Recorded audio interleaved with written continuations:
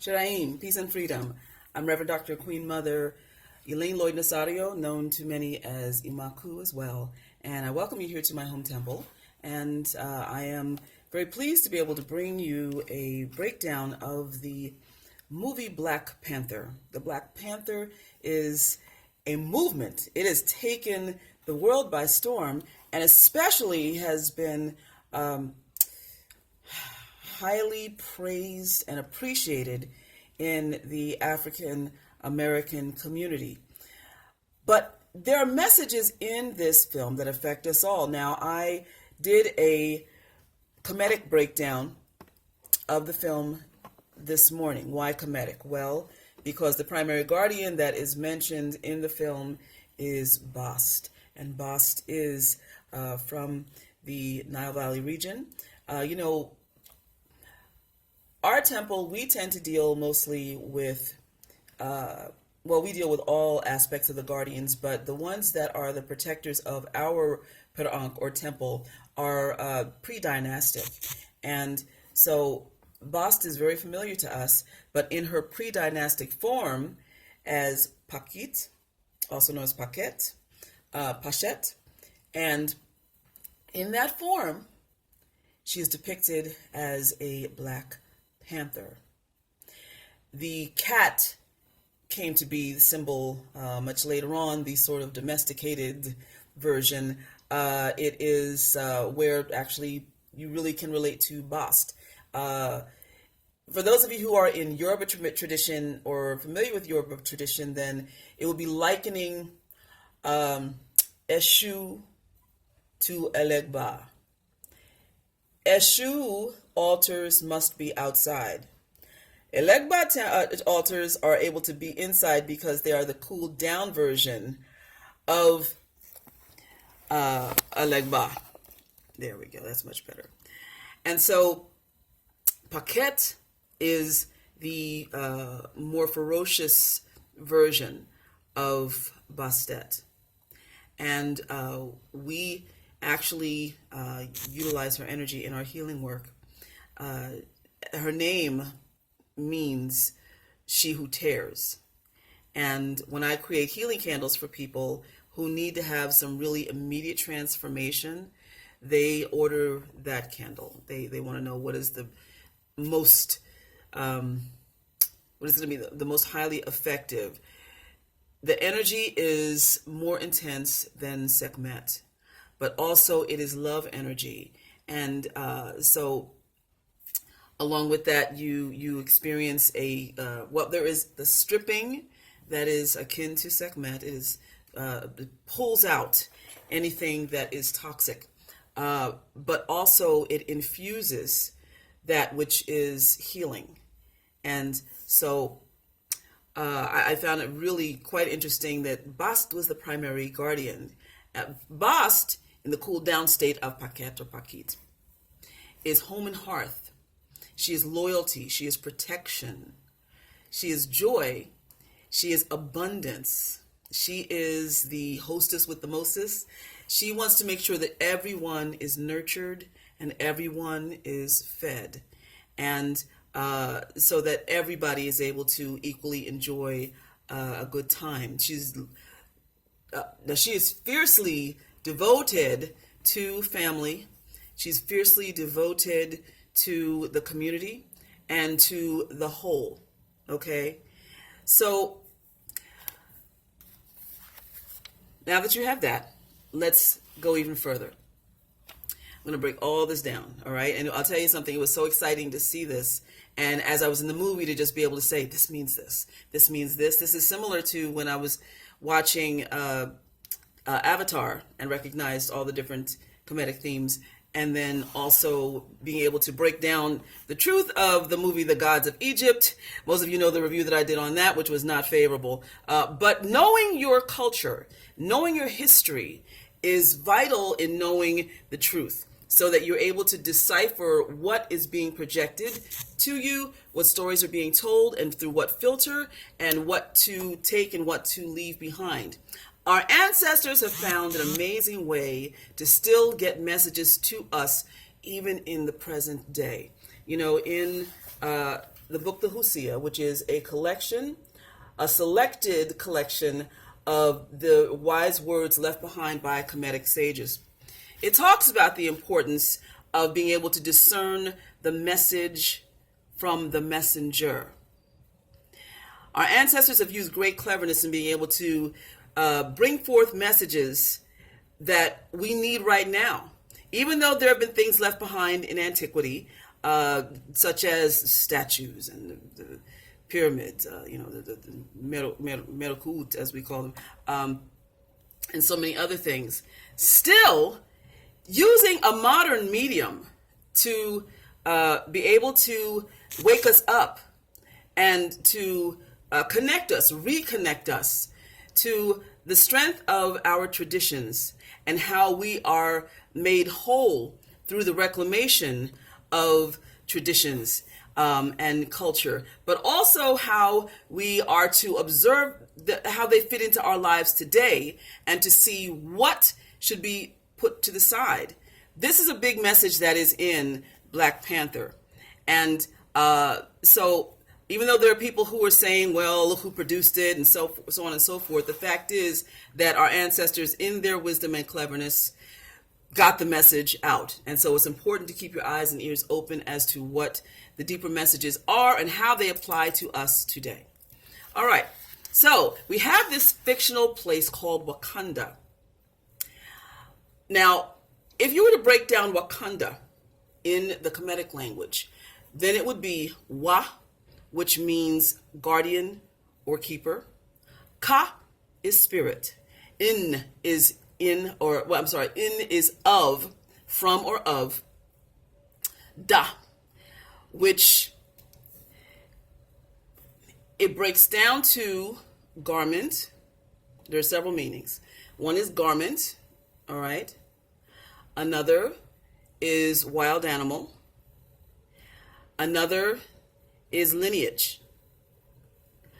So if we look at it as a sentence, it would be waka. Ka is a descriptive word that follows the noun. The noun in this case is keeper. All right. So spiritual keeper of the garment, or spiritual keeper of the wild animal, or spiritual keeper of the lineage. And all apply, all are apropos as we see the story of the Black Panther unfold and the Black Panther lineage. Now, Wakanda is said to be a kingdom that is rich in vibranium, and the resource of vibranium helps them to be able to protect themselves and also to be able to gain strength. They have decided to go undetected because of the very rich resource of the vibranium. Now, here's something that is really important, because tied into Bast also is the notion of accelerated living and also invisibility. When you are at a very high vibration, then you can literally go undetected. This is a very well-known metaphysical principle or spiritual principle. And so it's not accidental that you've got sort of like a tale of two cities going, because on the one hand, what they're projecting out is just being some very gentle, almost nomadic farmers, shepherds, people who live off of the land. But in truth, the other world that is not seen to the readily to the human eye, is high tech, advanced, progressive, and joyous. Still, even in their modernity, which is even more advanced than the other civilizations on the planet, they still embrace their traditions. And so at another level, then going up into the mountains, you're able to see people in different promontories and so forth in cultural garb and embracing the rituals that have been practiced over and over again. it's also interesting to see that you have the heights, but also you have the depths where all of the science and technology is hidden, where things are worked out, experimented on, perfected, just a whole other worldly city. And it is believed, for those who study the Kemetic literature very deeply, that it refers that there are references to another whole realm of activity going on in inner Earth that is more high tech, more sophisticated, also more harmonious. So to have the two again. Let me just also say, going back to Bast, the root word is ba. Ba means soul. Some say that Bast means the soul of Ast. Ast is a queen mother archetype. She is the mother of Heru. Now let's start getting into the characters.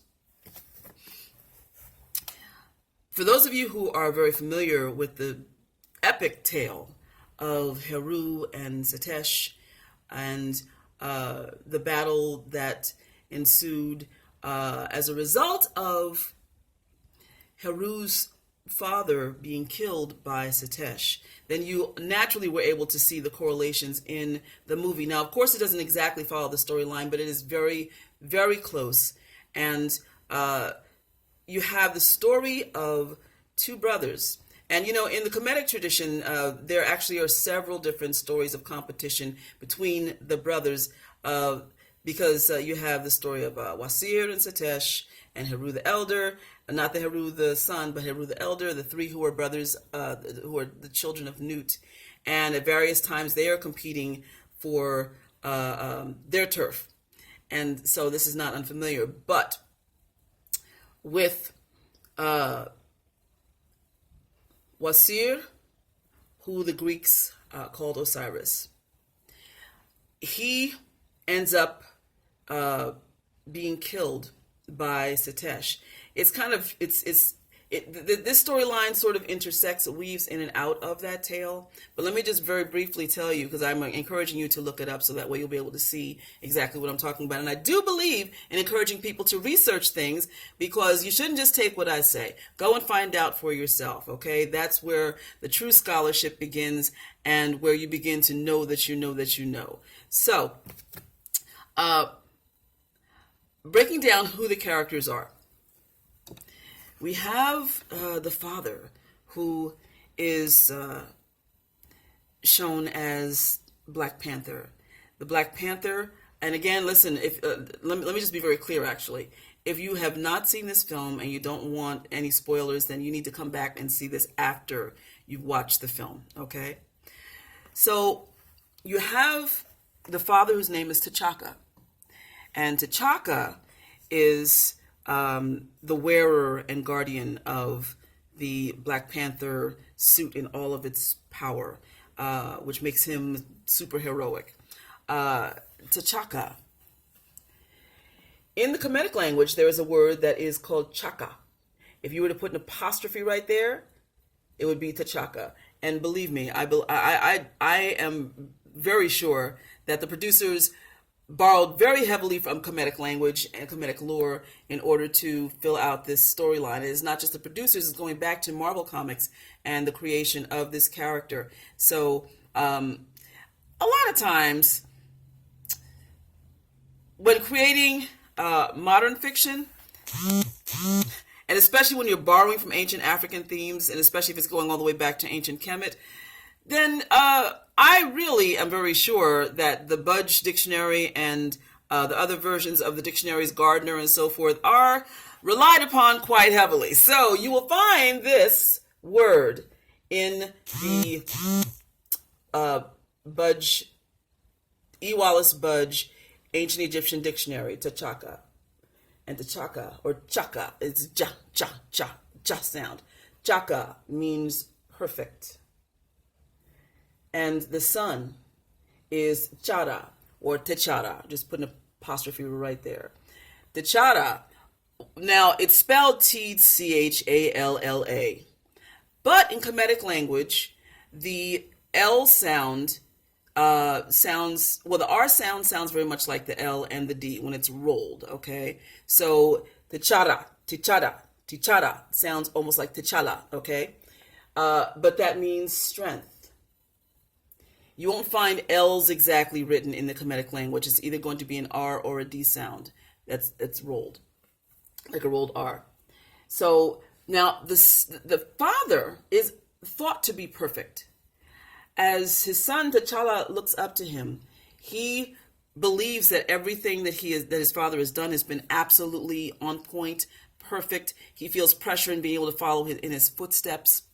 But then we come to find out in the story, and he comes to find that his father is not perfect because some of the decisions that he made, and that now he as the son, because the sins of the father have been visited on the son, now he has to clean up the decisions, the things, the aftermath, because of the decisions that he has made.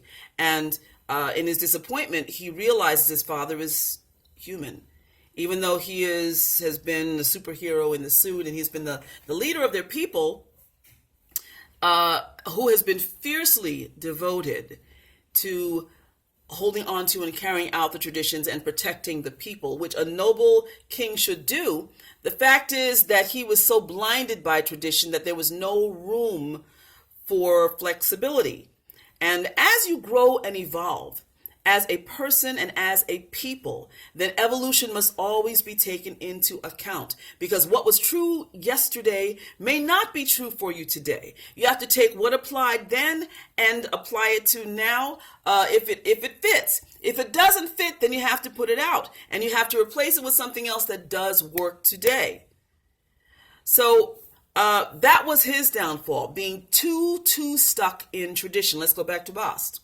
Bast, whether you're talking about a lioness, panther, or a cat, the feline has fluidity in the way that it moves. And as you work with the energies of Bast or Pakit, you'll find that there is certainly fluidity. There may be something that seems like it's stark at first, going back to the whole thing about removing, stripping, in the same way that when the heart-shaped plant was given, and in ceremony it would strip the T'Challa of his powers, but then in giving it again, the powers were restored. Okay, so again, it's and within that, he's able to experience some different levels of reality that he has not been able to experience before. It's the same kind of a thing. Let me just also say, going back to Ast, Ba-Ast, the soul of Ast. Ast being the original Queen Mother. Not the original one. The original Queen Mother is Nit. Okay, but the most well-known Queen Mother archetype is of Set. There are older forms of the Madonna and Child, the first being Nit. Then we have Hatmehit, who's also one of our primary guardians. Then you also have Chetor or Cheteru and Heru. And then you also have Iset. She's most well known because people love Isis, as she came to be known. And the fact that she represents such heroism in women.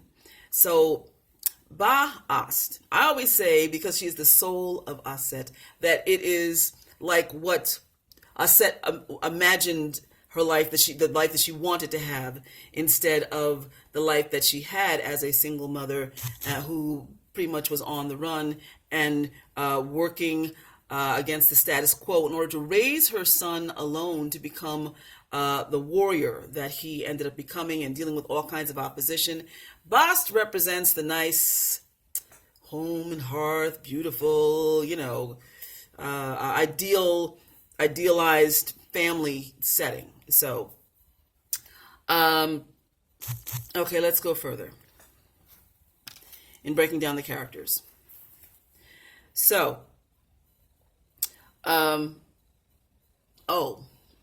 more thing with Bast. You will notice if you watch the movie again, or maybe you saw that in the scene where they were doing this ceremonial warrior challenge, that some people actually had sistrums. The sistrum is the instrument of Bast, and that's because the sistrum will take you into trance and take you into other realms. And that is what she is known for as well. Okay, so what is known, quote unquote, as astral travel. But the main thing is being able to go into ancestral realms and to be able to glean wisdom, to travel into other levels of reality in order to gain a whole other level of reality and bring back into the present. This is what Bast specializes in, and in soul retrieval as well, for those of you who are familiar with that term. When you go through trauma and part of your soul just splinters, and part of your soul just goes off into the ether somewhere to kind of protect the innocence of itself, and does not return until the traumatic situation has been resolved. People who have been abused tend to, or are most common, I should say, in dealing with the issue of soul splintering and kind of getting that piece of yourself restored. All right, so moving forward, and I have so many notes here. I'm going to try to keep this as where you can follow this in the best way that you can. Okay, so you have also the character Zouri, and he is a nobleman. He is sort of in the role of Jehuti, okay? He is an intercessor in a way. So he is a nobleman, but he also is an elder. And Zur means elder also. The female is Zurit, which is an elder female. So, but it is a title of respect. Okoye, who is the general, she represents Sekhmet. Sekhmet is the enforcer, and it is her job to keep the order no matter what cost, which is what Okoye does. This is why it's no question to her, even though it gets to the point in the movie where the role of king has been passed off to someone else, and it's somebody who the kingdom considers to be despicable. Still, her focus is on defending him because that is her role as the enforcer of the law. This is the role of Sekhmet. She is the enforcer. She is the passion of Ma'at. And Ma'at is the law. Ma'at is harmony, reciprocity, balance, justice, higher love. And so Sekhmet's job is to do what is necessary to eradicate any evil, any toxicity, and make sure that it leaves, whether you're talking about in the body or in the community, in your life. Okay, so that's the parallel with Okoye. You see also that she was wearing red. And red is the color not only of Sekhmet, but also of Nit, the red crown that she wears, the Deshret crown. And the character of Nit is actually Nakia. There is a Kemetic word that is Naki, and other words that are around that are other names of Nit and referring to someone of great strength. Now, why Nit? Nit is the grandmother of the Necheru, or the gods and goddesses. Necheru, okay? So she is the top of the tree of life. She is the top. And she is behind the veil, along with Amenit and Seshat. Also, even though she is remote, she is the connector, and she makes you reach up to a certain standard before she begins to reach out to you and connect. But when she sees that you are worthy, then she will make the connections for you. She is the weaver. And in the storyline, we see how Nakia is far away. She has to be sent for, but she's on a mission because Nit is also the warrior. She is the archer, and she is very independent because Nit is self-generated. She is the original self-generated energy principle. And so, but her passion, she is this passionate heart. She wants things to be all right, and she is a protector of women. And we see how she is rescuing these women. This is akin to what's happening with women in the motherland being absconded away, and where we don't hear from them again. And it's a huge crisis. We actually have that same crisis going on in this country with women of color who are being stolen and just disappearing. But we see where Nakia is going out of her way, even though it is not something that the people of Wakanda are used to doing. As T'Challa reminds her, she says this has to be done and that they should be doing this. And you see, we have the different hints throughout the movie of the changes that the people of Wakanda and the rulership of Wakanda should be doing in relativity to what's going on in the world, saying that they're too insulary, while they're advanced on the one hand, that they're disconnected on the other hand, because the fact that their hearts are somewhat closed to the suffering of people around them, which is a problem. We as a people have closed ourselves off to compassion, and I'll get more into that in a little bit. All right, so now you also have Shuri, and Shuri is the equivalent of Seshat, who is the keeper of secrets and who is the mother of mysteries and of libraries and of schematics and all details that go on behind the scene. And I always call her the geeky girl's best friend. So she's this genius who is in charge of all this technology and who has generated all of these inventions, and who is beyond brilliant and who is highly respected. Now, the fact that all of her workings are underground is related to the fact that the Seshat mysteries had to go underground when the patriarchy came along. When the patriarchy came, it was during a time when it's said that historically the Seshat temple was posited near the Jehuti temple, and that the priesthood of Jehuti went to study with the priesthood of Seshat, where the skill of writing was passed on to them. And so everything that needed to be put out in front and remembered was passed on to the Jehuti priesthood, and then the women's mysteries went underground. Just like Shuri's work all being underground. So I thought that was really, really clever. She also, though, is a warrior.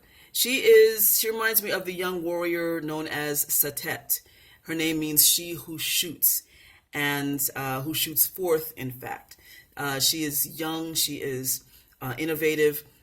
She is the sign, the star of Sirius.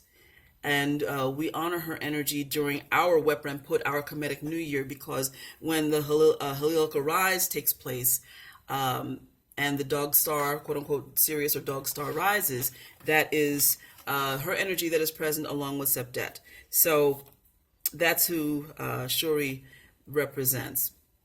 And then we have Killmonger. Killmonger is quite obviously Setesh, for those of you who know. The Greeks called him Seth. It is really Setesh or Setuk, Set for short. And I've always taught that Setesh gets a bad rap. If you follow his storyline, you do the research, you'll find that he really has a true cause for being so full of rage. That energy is an energy that wants to be respected, but also wants to be put to effective use. My WAS staff that is back there, that was passed on to me, has Setesh carved at the head, and it shows subjugation or control over the lower nature. Because Setesh represents giving into all of the animal instincts, the unbridled person, and what happens when that energy is left to run amok. So, looking deeper at that, Killmonger is the son of T'Chaka's brother, who was sent on a mission to be a spy in the United States and to live amongst the black folks there. And around the time when revolutions were starting and when the Black Panthers and other groups came to the fore, but where also they were starting to lose their battle because the government had infiltrated the communities with drugs and all kinds of things. And so T'Chaka's brother recognizes that they're in a position to be able to help folks who are in the struggle because they have the vibranium. You know, this super material that is also infused into the suit for the Black Panther, and also all kinds of other weaponry. And so he plans to help black folks out with the vibranium. He hustles some of the vibranium out and brings it to the U.S. with the intention of helping the black folks here in the struggle, because he sees what's going on. And this is why T'Chaka steps in and calls him a traitor. And he's trying to explain, the brother's trying to explain to him, but you're not listening. You're not really cluing into what's happening here and how we can be of help. These are our brothers and sisters. And instead, he ends up killing his brother. And he leaves behind his brother's son. His brother's son, of course, is Killmonger. So this is his own blood. You find out in it, that he truly is, he has a birthright, and that he's got the symbol inside the lip, the light. And he is a product of what he was left in. They left him. And T'Challa doesn't even know of his existence until he shows up and demands his birthright to the throne. And there's a lot of debate online that I see where people are asking whether Killmonger is a villain, or if he's a hero, or if he's maybe some of both. And I say that he's like Satesh, because Satesh is justifiably angry, and so is Killmonger. And Killmonger wants revenge, but by the same token, he wants to be able to liberate people across the world with the resources that are there so that oppression can be overthrown. So his intention is good.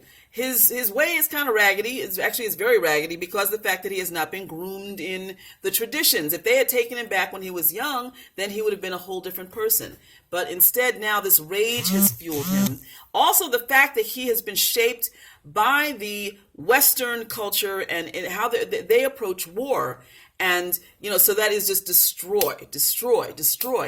And so when he shows up in Wakanda, he does not know to humble himself, to learn about these traditions, to learn the culture that is a natural part of his birthright, because in his mind, he just has to get back at those who took him from his father and the fact that he was left behind. Let me just share some things, some of the sage writings that were left behind regarding how we should carry ourselves in the world, how we should regard one another, and what can happen if we don't follow harmonious balance, which is my 8.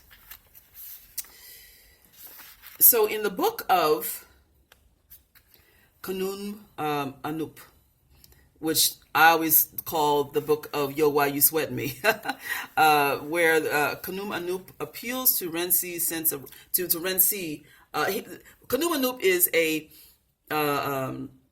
he is a man who has been wronged and goes to court against the high official who has wronged him and speaks up for what is right and defends himself and does such an eloquent job of it. This is known as the tale of the eloquent peasant. He does such an eloquent job in defending himself, but also taking the high official to task, that the high official, restores Ma'at, gives him back the things that were unjustifiably taken from him.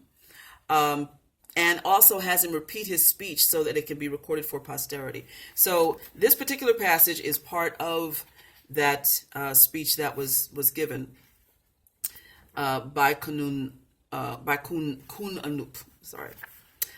Be not too heavy nor too light. Do not delay or be too hasty.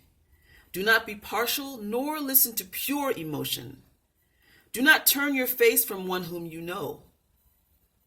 Do not be blind to one whom you have seen, and do not reject one who petitions you. Abandon this sluggishness and let your speech be heard. Act for one who acts for you. Do not listen to everyone, but call those who have a just cause. The slow and idle have no inheritance. One deaf to truth has no friends, and those who are greedy have no holiday. And so I think it's pretty self-explanatory. And the fact also that it's talking about finding the balance in the middle and recognizing someone who deserves to be recognized. And here's some of what can happen if you don't adhere to that. Okay, so now, let's see, page 59. This is the book of Amenemope.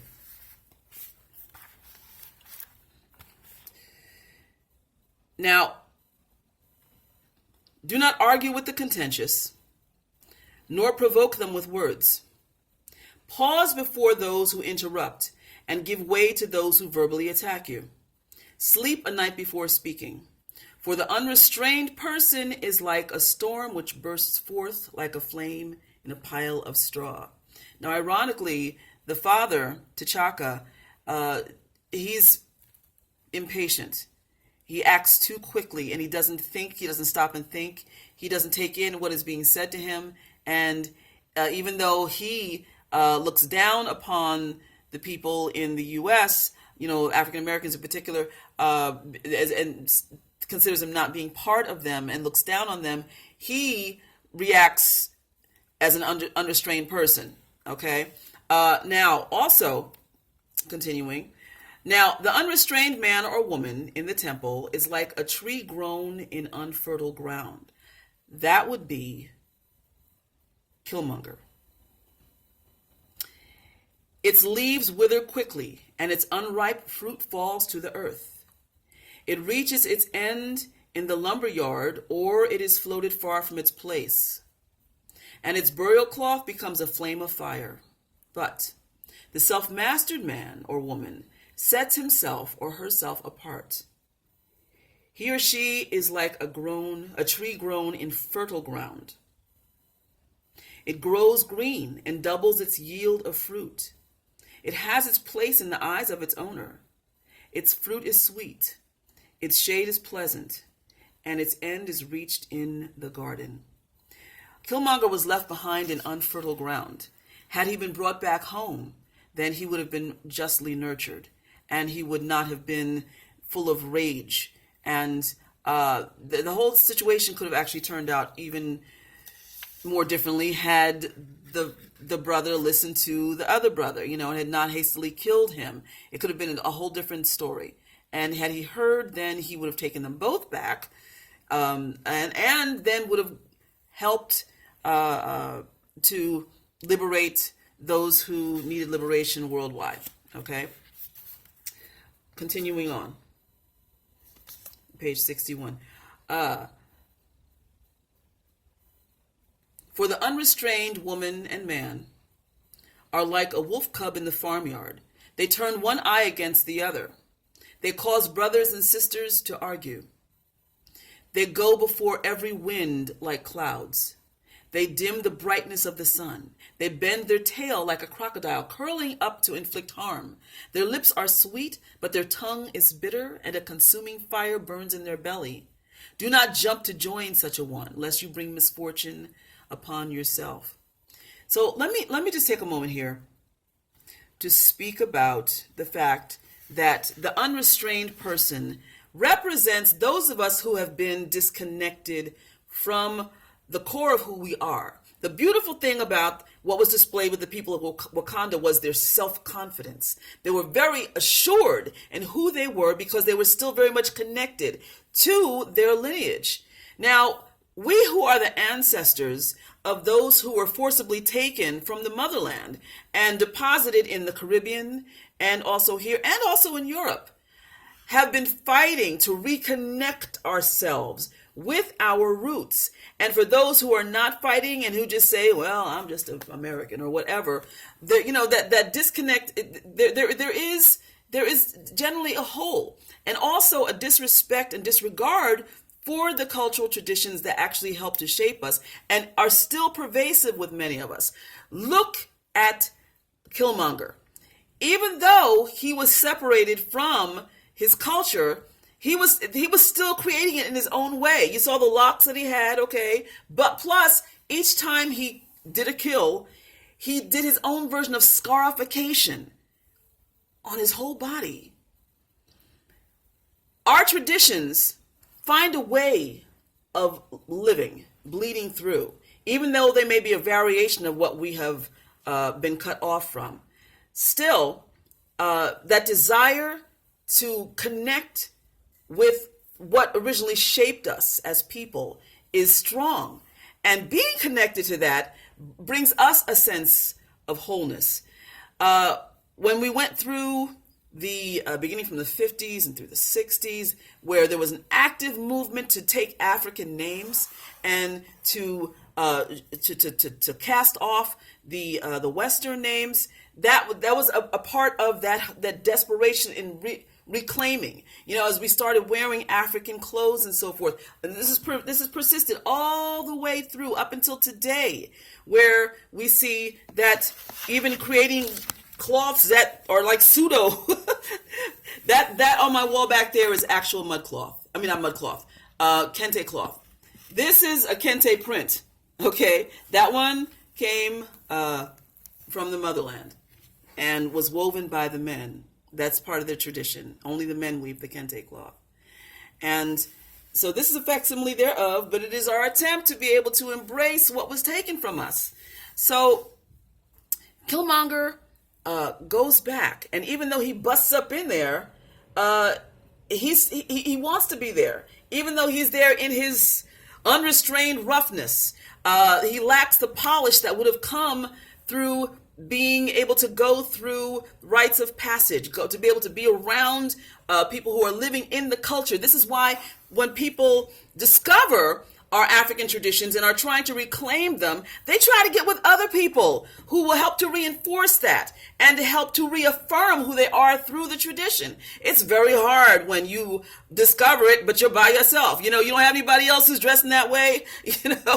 When I became conscious back in the 80s, and then when I started wearing African clothing, I was alone. Okay, it took a minute for me to find a community that would be able to understand and support me, and that did the same thing. But it takes a lot of strength of character to be able to walk around like that, with the jewelry and with the cloth and with the various other designs. And but that's why it is that you really have a desire to be with others who will affirm that in you. Killmonger, he went back for spite, but he also went back because deep down he needed to be able to connect with his people. He just didn't know how to act around them, okay? But this also speaks to why it's important to go through initiations. Initiation is life, I always say that. But for people who are self-declared queens and kings, who are leading people, who are trying to teach a cultural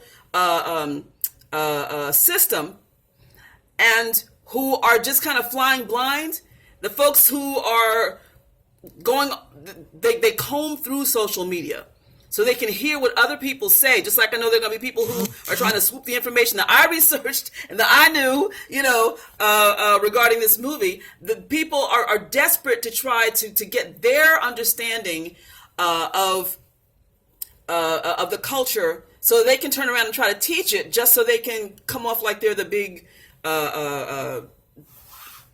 leader. Okay, instead of humbling themselves and going through the extensive process of initiation, because initiation takes sacrifice and work. I mean, sacrifice in your character, sacrifice in being willing to let go of all of the negative patterning that you have been accustomed to, because we have become extremely westernized. And the very first thing that happens when you're going through any level of initiation, okay, and initiation happens in so many ways. I was performing in my old hometown the other day, and there were some people who were there I went to school with, and one talked about remembering in kindergarten. Our kindergarten teacher used to do this program after school that was called Sunbeams, and how, that was your indoctrination into Christianity, and you learned through the songs, your little kindergartner singing all the Sunbeam songs. I forgot about Sunbeams. I really did. And this was taught in this school. But anyway, it was, you got your little certificate when you graduated and so forth. And I also thought about, even in kindergarten, we went through our graduation ceremony in our little white gowns and, our caps and our little diplomas. It's a rite of passage. Rites of passage happen over and over and over again. But when it comes to the cultural part of it, unless you have submitted yourself in the multi-layered process of being a student to a wise elder who knows, not someone who, again, is self-declared, not someone who has really gone through it, or someone who is just kind of taking a stab at it. And I always say that the saying is, in the land of the blind, the one-eyed man is king. But I say, you don't know if that person's got just one eye. And, with the one eye has been punched, the eye's been punched in, it's runny, it's got glaucoma, you don't know. You're just going off of what that person says, okay? Going through true initiation, it is an ancestral right. As we put our children, those of us who are conscious, quote unquote conscious, I'm really trying not to use that term, because the conscious community has gotten a really bad rap because of people who have abused the system. Putting children through rites of passage, whether it's the girls going through the various levels or the boys, and the Girl Scouting system, the very popular Girl Scout system today, and the Boy Scout system is really based on the African rites of passage that have taken place, okay? But as you take your children through the African version of that, and I teach that, okay, and I'm really, really big on that, then they're accustomed to learning how they're expected to be in the world. They're also learning how to become stronger with each and every round that they go through. And by the time that they are finished, you see that there's a polish. That's ideally the way it's supposed to be.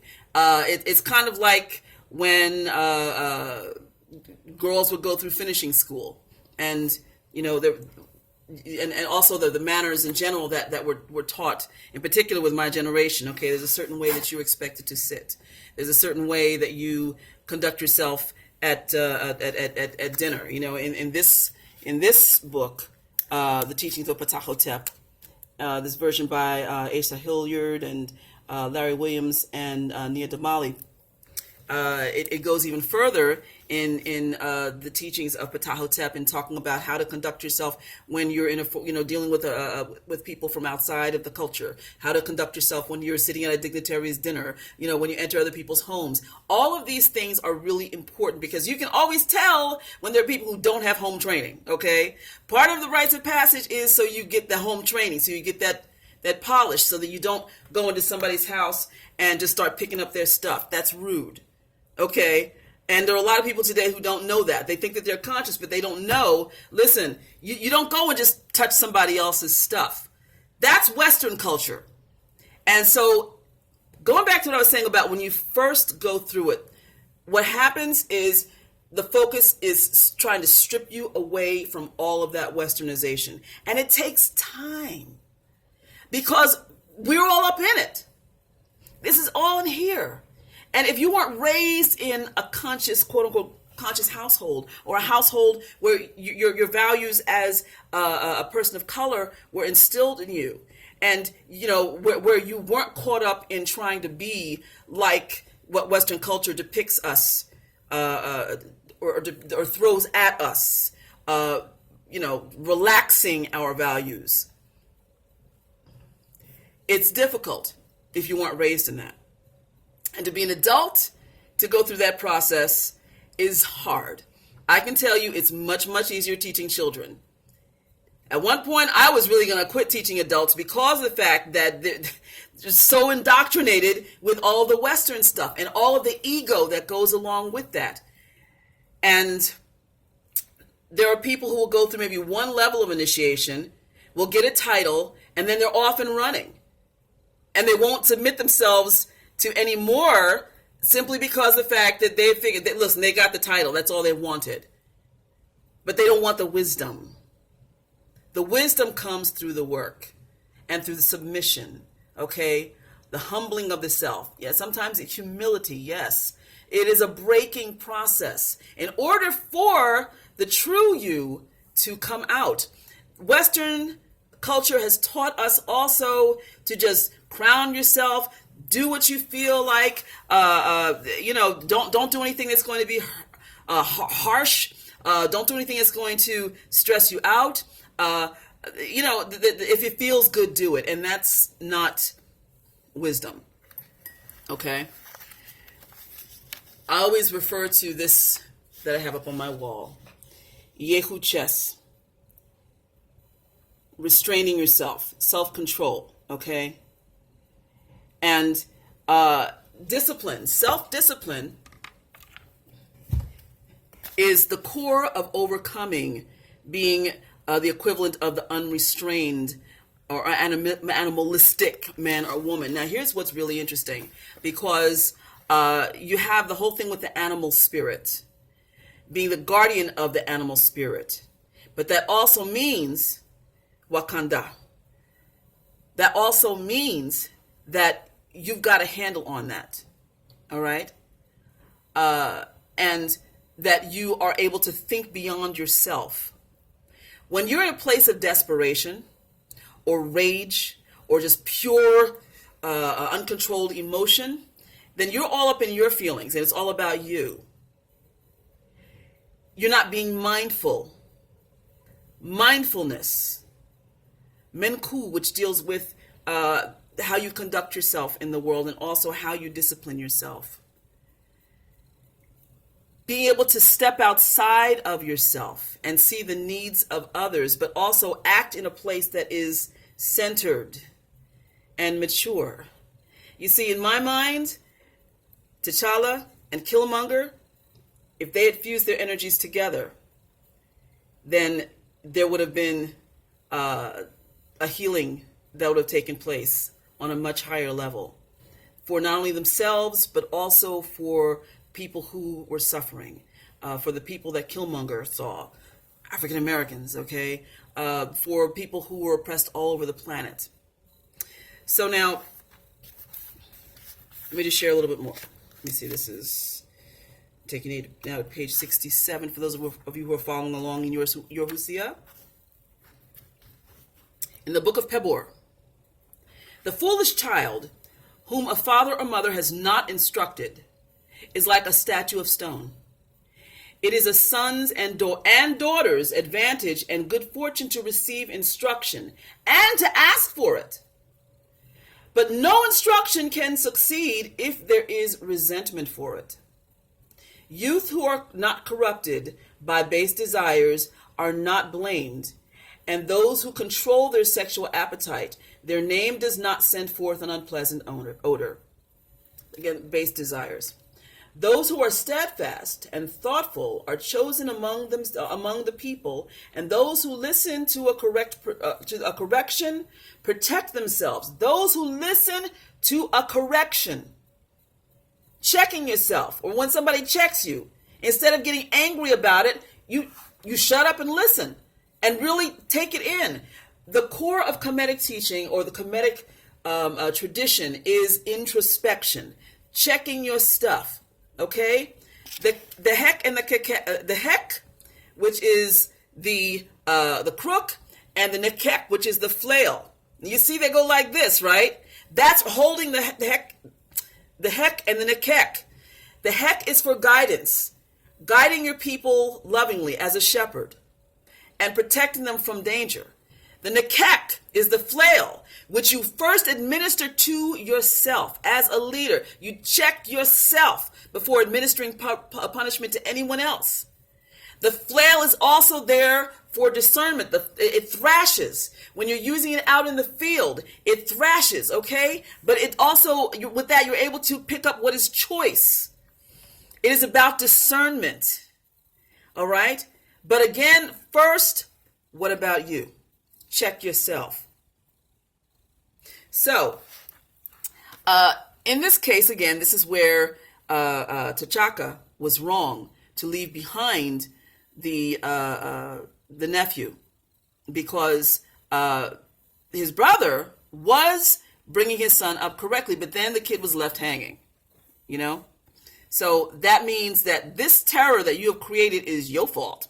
It's the same with children today. I have children all the time who are so grateful when I correct them. I can throw them out of the classroom because of the fact that they've gone too far, and I've given them chances. It's like, you broke the rules. That's it. You got to go. You got to go down to the balance center, and you have to get a note sent home. But the next day, the same child can come running up to me for a hug, because first of all, they know that I'll give it to them, because I always believe in giving second chances. Well, with children, with many adults too, but it depends, the whole compassionate heart thing, okay? But also because of the fact that they know that I care enough to draw that line. With some of the millennials that I've taught, when I've given them instruction, you can't call me, hey, Queen Mother. No. You give me my proper greeting, okay? You show me respect. And they thank me because they have not been shown that. They were in a household where they were left to just do what they wanted to do. And so we even see today with many of the movements that have started in the women's movement, okay, even in the sisterhood movements that are happening today amongst our sisters of color, that there's been a great deal of influence of that lack of discipline and not having any kind of a line. And so when it is shown, and when discipline is instilled correctly, then there is gratitude. But it's also doing society a favor, because whenever you're not bringing that proper instruction, then it creates a problem for society. Okay? Just a few more.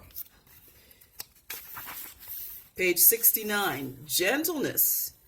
Oh, well, let me share this. No, above that is, and this is from the book of Pebor. Those who give food generously when they have money are the ones to whom fate gives fortune. For wealth goes to those who give food to others by means of it. Again, this is the sharing, okay, making sure that everybody eats. The heart of God is satisfied. Well, Nitshur, we say. This is a translation that is easier for people who are coming out of Bible teachings and who want to start embracing the Kemetic teachings. And so the word God is used in here. We, in reading it to each other, we use Nitshur, because that is a term that we use for the divine higher force. The heart of Nitshur is satisfied when the poor stand provided before him. Thus, if you acquire property, give a portion to Nitshur by giving a portion to those who are in need. If you acquire property, spend it on your town so that there will be no turmoil in it. If it is in your power, invite those far away as well as those near you. For those who invite those far from afar, their name will be great when they go afar. Those who love their neighbors will find a family around them. Nature allows one to acquire wealth in return for doing good. And those who give up food to the poor, nature takes them to its bosom in mercy without measure. Mercy is a major word here. We see that there have been times where T'Challa showed mercy in the places where his father did not. So this is showing that he's starting to really learn and understand to stand up in the places where his father was very strict again with sticking only to tradition and not really looking with the heart of compassion. Gentleness in conduct of every kind causes the wise to be praised. Do not make your mouth harsh or speak loudly with your tongue, for a loud voice does damage to the members of the body, just like an illness. I'll have to do a whole lesson about that another day just so you understand. Doesn't mean that you're not allowed to raise your voice at all, but do not be so impatient when you ask that you get angry while you are listening. That listening part is really important. To listen, that term is sejemenkat, listening to the body. To listen is sejemen, okay? But it takes the whole body to be able to listen because, sometimes you can feel yourself sort of tensing up and you're kind of closing somebody out. But if you just allow yourself to take in your whole vibration what somebody is saying, so that way you can really ingest it and interpret it in the way that you need to and respond to it in the way that you need to, then, that's vital. Do not yield often to your tongue in order to advise when you have not been asked. Those who hurry with their mouth give an incorrect answer when they speak. One does not take seriously the words of the talkative when considering an accusation, and one does not judge the complaint of a fool based on how loud it is presented. Again, I just want you to reconsider these points with the movie, okay? And two more. Page 70. If the wise are not calm, their manner is not perfect. If no calm comes in battle, the army gets no rest.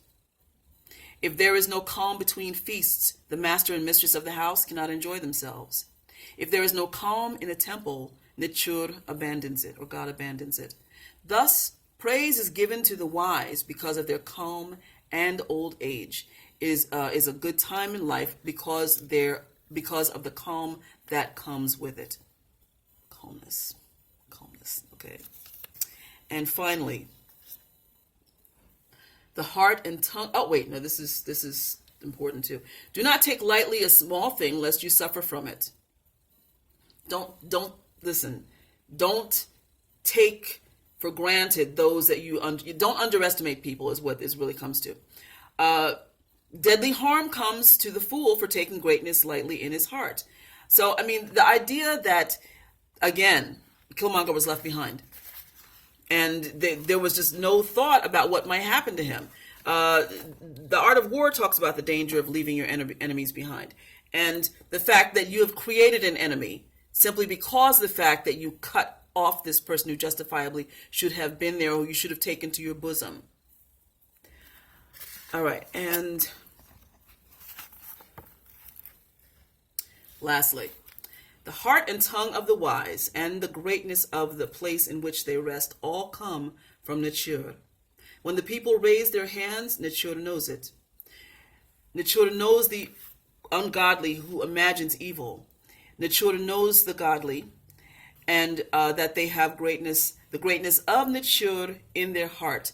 We believe that all of these energies that exist outside also exist within. And through that, we're able to co-create our realities. We say, Copernicus, I create myself.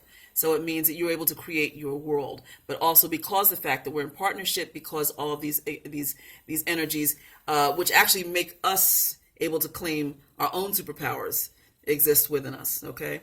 This is one reason why the Kemetic tradition actually is so popular. Because it's understood that these energies, these quote-unquote superhuman energies that exist are us and are in us.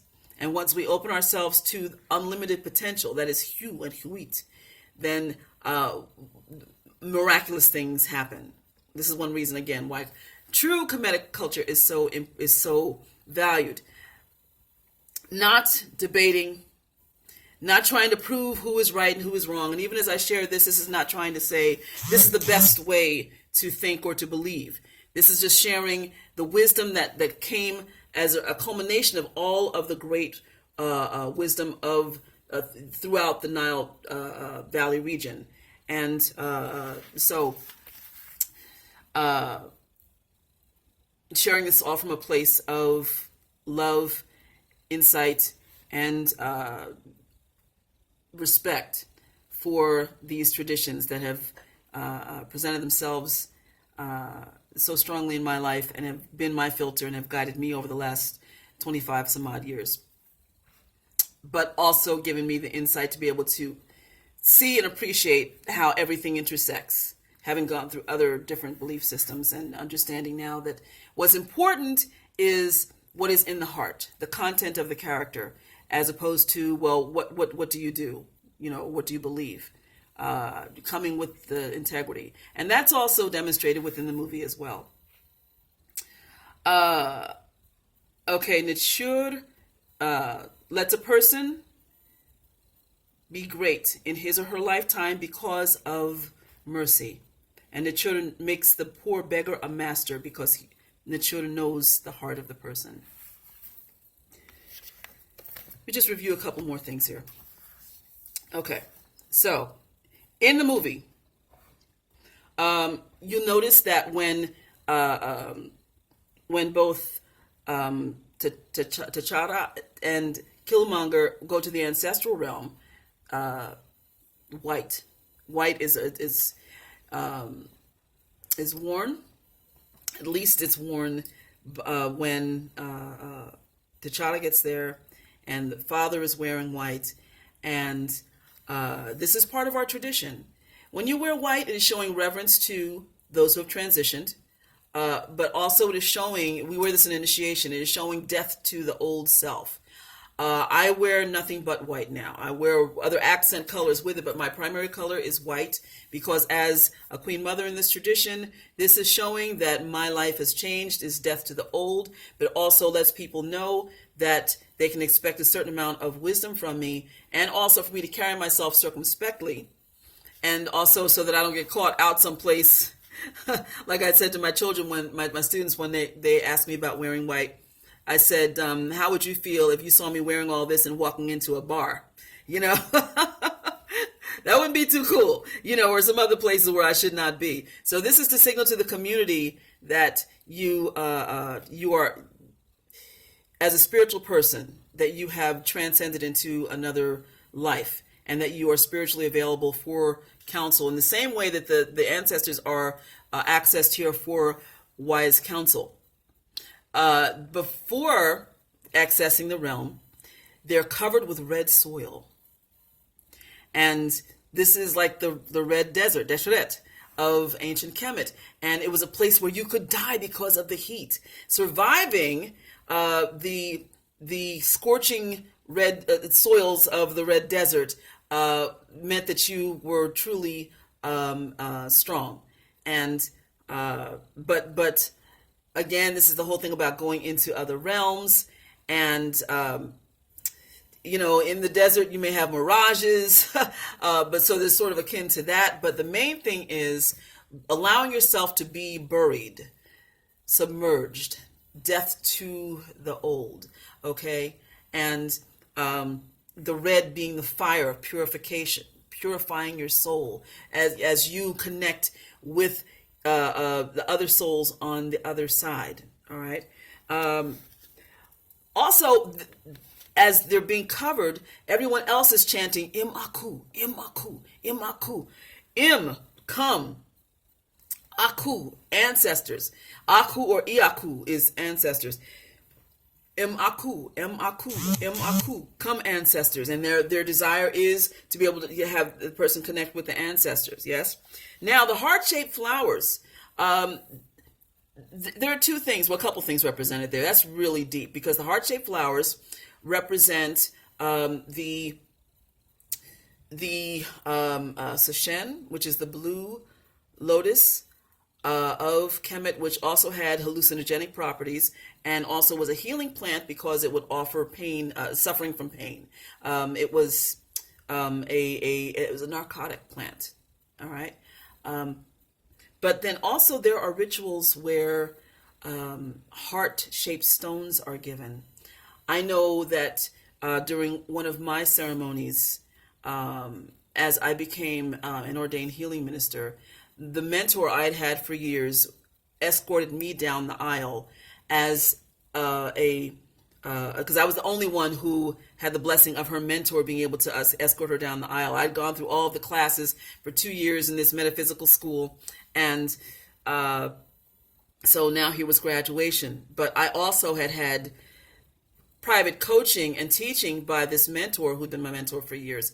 And she was a minister in the church. And so she asked if she could please escort me down the aisle. And she did. I was the only student who had the benefit of that. And before that, she presented me with a heart-shaped rose quartz, which is part of a bigger tradition. It was part of the tradition that she had brought me into in the women's mysteries. But it is also tied in with a lot of Masonic rites, and a Masonic order that she belonged to, and then another teacher ended up pulling me into. Well, I don't want to say like dragging, but who guided me there and introduced me. Okay, so the ingesting of it, where it had the powers to be able to strip away all the supernatural so that you are left just with who you are. No illusion about who you were with the suit and without the suit, okay? And then to be also able to restore all of who you are. So deep. By the way, there is a ritual that is a simple prayer that is done with the heart of a carnelian. And the carnelian is the stone of Ast or Iset. And we say the prayer, Senefin Ast, Hekauhin Ast, Kuten Ast, Uchat Serpen Sarubetov Pu, which talks about the power, the power, the light, the blood, the power, the light of Iset being, or Ast, being a protection unto me. And abhorring all that stands in the way of righteousness. That's what came to mind to me as well. Okay. Oh, I just wanted to share this with you also. So, while we embrace these traditions, and while many of us fall to this place of revering ancestors, we also have to remember that there is not ancestor worship. There is respect, sha'esha, as we call it, to the ancestors. But also remembering that we call on them, but they're watching us, and they evolve through us. Because, again, of the fact that we are living on this plane. Certainly there are things that they are able to share with us and guide us toward because of the insights that they have, from their realm. And, if, those who walk with us, we call the Shepsu. Those who are closest to the heart of nature, or their energy pattern, are called the Iaku. They're the high exalted ancestors. But still, your just actions, as you'll find in the story of Heru and Satesh, your just actions help to elevate not only yourself but also your ancestors, because they continue to learn on in the other realm. Okay. Now, again, I always say death does not make you wise. Just because somebody dies, it doesn't mean that this is somebody who has become an ancestor. If their energy was whacked before, they're not going to be an ancestor. They have to work their way up toward being an ancestor. So you have to be mindful of the fact that they have lived on their earth plane in their time and may not be able to relate exactly to what you're doing. And, I see a lot of times when people go for initiation, as opposed to doing the self-proclaimed thing, they actually submit themselves to initiation. They start studying and so forth. In an African tradition that is unfamiliar to some of the ancestors, they may get some real pushback from the ancestors who try to prevent them from stepping into this because they don't understand. Then there are those who will watch. There's something familiar about it. They see, hey, this is building your character. So what is this? And, but then there are those who may go back further than that. Generally, there are those you can touch you know, have connection with who had lived that. Okay, um, you know, I have an uncle who is an imam, and he says he is very sure that in a previous life that he was Muslim. And I may tell you, to hear him speak Arabic, it is such a beautiful thing. It really, it melts my heart. It makes me cry, and the wholeness that he experiences. You know, for me, I vibe very strongly with ancient Nile Valley traditions. It resonates with me, and you know, all the paths that I've been on have resonated, but everything culminated for me with the Nile Valley traditions, and I feel very confidently that that was a past life experience for me, or perhaps I'm carrying the DNA of someone who might have been there, because you have to remember that even though there are people who are saying, you know, oh, our ancestors weren't there, the people who lived in the Hapi Valley ended up migrating out all over the motherland and all over the world. So that's not such a cut and dried statement to make. And you know, I find that people don't say the same thing to folks who practice Christianity. You know, do you have ancestors who lived there? You know, I mean, no, it's just